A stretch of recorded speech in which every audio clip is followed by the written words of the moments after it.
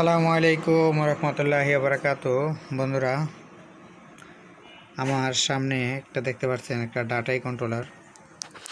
তো ডাটাই কন্ট্রোলারটার প্রবলেম হচ্ছে ভোল্টেজের সমস্যা।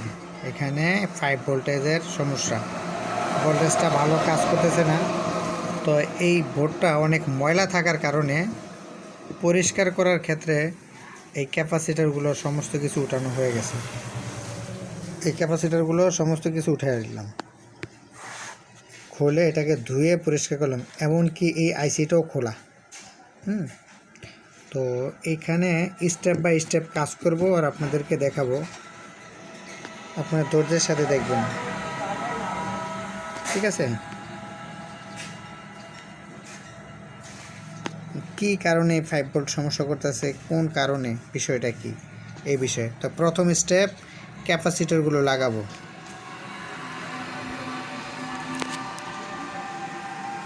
তো এই ক্যাপাসিটরগুলো আগে লাগাইলাম, লাগাই এখন লাইন দিয়ে দেখব তার কি কন্ডিশন এবং কি সমস্যাটা, কতটুকু কি হইল। লাইনটা দাও তো। এখানে অনলি হালকা বাতি আসছে, তো এখানে বাতি আসছে। তো এখানকার ভোল্টেজটা কত আছে আমি একটু ডিজিটাল মিটার দিয়ে দেখাবো আপনাদের কাছে। ডিজিটাল মিটার দিয়ে দেখব।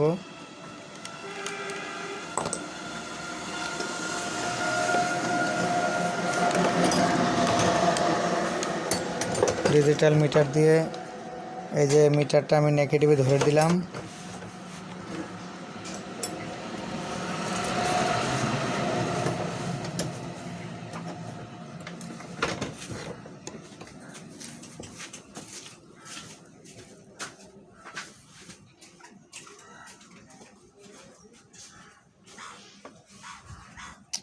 ফোর 4.5 ভোল্ট, এটা হচ্ছে রেগুলেটর থেকে আউটপুট। আর আমার ইনপুট ভোল্টেজ কত আছে, সরি, এটা হচ্ছে আমার ইনপুট ভোল্টেজ, এখানে 4.5 ভোল্ট। আউটপুট ভোল্টেজ কত আছে, মাত্র 1। আউটপুট ভোল্টেজ 3.3, যেখানে আমার 15 ভোল্টেজ থাকার কথা, সেখানে আমাকে অনলি 5 ভোল্ট আসছে। তো এখন আমার এখানে ইনপুট ভোল্টেজ কত আছে,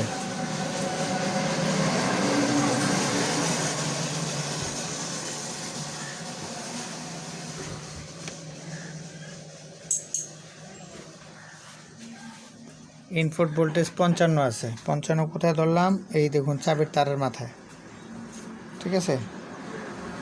তো চাবির তারের মাথায় ধরলাম, ইনপুট ভোল্টেজ 50 আছে, 55 আছে। তো এখন কি করতে হবে, লাইনটা একটু বন্ধ করতে হবে। লাইনটা বন্ধ করলাম।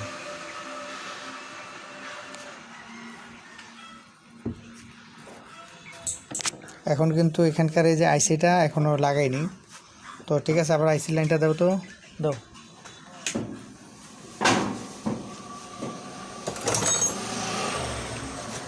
আইসির 1 নাম্বার পিনে 3 ভোল্টেজ আছে, 2 নাম্বার পিনে ভোল্টেজ নাই, 3 নাম্বার পিনে 1.5 ভোল্টেজ আছে, 4 নাম্বার ভোল্টেজ নাই পিনে, 5 নাম্বার ভোল্টেজ নাই, 6 নাম্বার ভোল্টেজ নাই, 7 নাম্বার ভোল্টেজ নাই, 8 নাম্বার 3.3 ভোল্টেজ আছে। তার মানে এখানে গাফলা না, গাফলা হচ্ছে আমার এই যে ইনপুটে, এই রেজিস্টারের এখানে। আচ্ছা, এখানে কত ভোল্টেজ আছে, প্রথম আউটপুটে 52 ভোল্টেজ আছে, মানে এখান থেকে এখানে আমার 54 ভোল্টেজ আছে, 54.6। এখানে কত আছে, 52, অর্থাৎ এই যে 52 ভোল্টেজকে কনভার্ট করে ও এই 54 ভোল্টেজে গেছে, 54 ভোল্টেজ থেকে কনভার্ট করে 52 ভোল্টেজে আসছে। এখন 52 ভোল্টেজ থেকে কনভার্ট করে এই যে রেজিস্টারটা দেখতেছেন, এই রেজিস্টারের মাথায় এখানে 52 ভোল্টেজ আছে। এখানে কত আছে, এখানে থাকার কথা আমার 15 ভোল্টেজ। তো এখানে আমার 15 ভোল্টেজ না থাকার কারণে এখন আমার এই গাফলাটা হয়েছে। আপনাকে দেখাচ্ছি। তো আসলে এটা কেন হয়, এটা অনেক সময় এই ট্রানজিস্টরটা খারাপ হলে এরকম হয়। ট্রানজিস্টরের এই পিনে 52 ভোল্টেজ আছে, মাঝখানের পিনে এই ভোল্টেজটা থাকার কথা ছিল, মাঝখানের পিনে মাত্র 4 ভোল্টেজ। তো আচ্ছা 52টাকে আমি একটু শর্ট দিয়ে দেখি।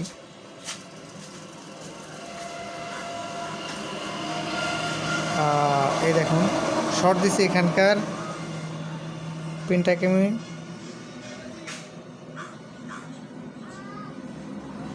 শর্ট দিছি, আমার এখানে ড্রাইভিং করতেছে ভোল্টেজটা। তো তাহলে অবশ্য আমার এখানেই গন্ডগোল হতে পারে। এই গন্ডগোলটাকে আগে সমাধান করি নাকি? অবশ্যই। আজকে আমার স্ট্যান্ড নাই, ক্যামেরাম্যান নাই, তারপরও এটা দেখানোর জন্য আর কি আমার নিজের এক হাতে আমি ক্যামেরা ধরছি, আর এক হাতে কাজ করতেছি। ঠিক আছে ভাই, এটা কাইটা আজকে ভিডিও করব। তো এই যে রেজিস্টারটা, এই ট্রানজিস্টরটা খুলতে গিয়ে এই যে এখানকার যে পিনে একটা 4.7K রেজিস্টার থাকে, এই রেজিস্টারটা অলরেডি লাইনটা ডিসকানেক্ট হয়ে গেছে, এটাকে আবার নতুন করে বানাইতে হবে। এই লাইনটা, এই যে মাঝখানের যে পিনটা, এটা কিন্তু এটার, ঠিক আছে, 3.9K এই রেজিস্টারটা হচ্ছে 3.9K। তো ঠিক আছে, আমি স্টেপ বাই স্টেপ কাজ করব আর দেখাবো।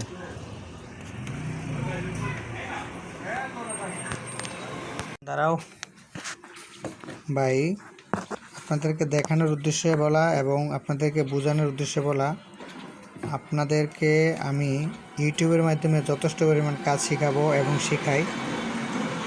আর আমার এই বিষয়গুলো আপনারা অবশ্যই খেয়াল করবেন এবং করবেন, অ্যানালাইজ করবেন, আমি আমার কাজের সাথে কথার সাথে কাজের সাথে মিল আছে কি না। তো ভাই আমি মূলত শিক্ষামূলক ভিডিও দিই। এইসব কাজ তো ভাই যারা করে সবাই গরিব মানুষ, সবাই বড় লোক না। তো আমি কিন্তু শিক্ষামূলক আপনাদেরকে ভিডিও দিই, সেই ভিডিওতে আপনারা অনেকেই কমেন্ট করেন, অনেকে লাইক করেন। আর আরেকটা বিষয় হলো, যারা আপনারা আমার চ্যানেলটা সাবস্ক্রাইব করেন নাই, তারা অবশ্যই একটু সাবস্ক্রাইব করে নেবেন আর মানুষকে কিছু উৎসাহিত করবেন যে কাজ কাম শেখার জন্য, করার জন্য। তো আচ্ছা, তো ঠিক আছে, এখন লাইন দিয়ে দেখি। এখানে যে রেজিস্টারটা আমি নষ্ট করে ফেলছি, তো আমাদের কাছে তো এই ধরনের রেজিস্টার আছে, সেগুলো দিয়ে আগে টেস্ট করতেছি। তো এখন দেখি কি অবস্থা। লাইনটা দাও তো। ইনশাআল্লাহ আশা করা যায় যে হয়ে গেছে। এখন আপনাদের কি করব, ভিডিও করে দেখাবো, ডাইরেক্ট কাজ করে করে আপনাদেরকে দেখাবো। তো ঠিক আগের জায়গায় নেগেটিভটা ব্যবহার করতেছি, এখন দেখুন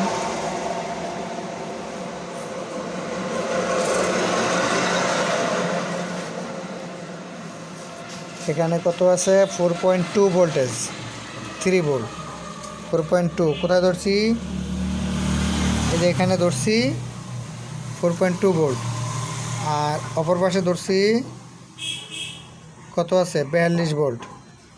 তার মানে এখনও পারফেক্ট হয়নি, 42 ভোল্টেজ এখনও পারফেক্ট হয়নি।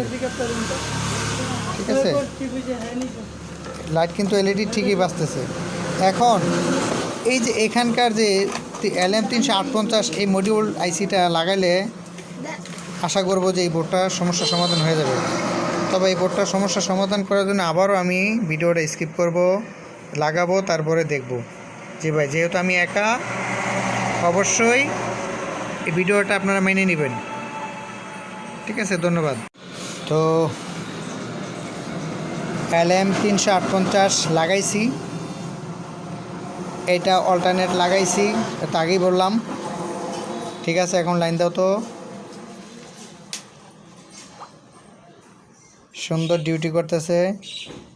আচ্ছা, আমি এখন 16 ভোল্টের পিনে ধরলাম, যেখানে ভোল্টেজটা আমার ফার্স্ট স্টেপের ভোল্টেজটা আসে, যেহেতু রেগুলেটরের প্রথমে দেখতে পাচ্ছেন। ধরছি,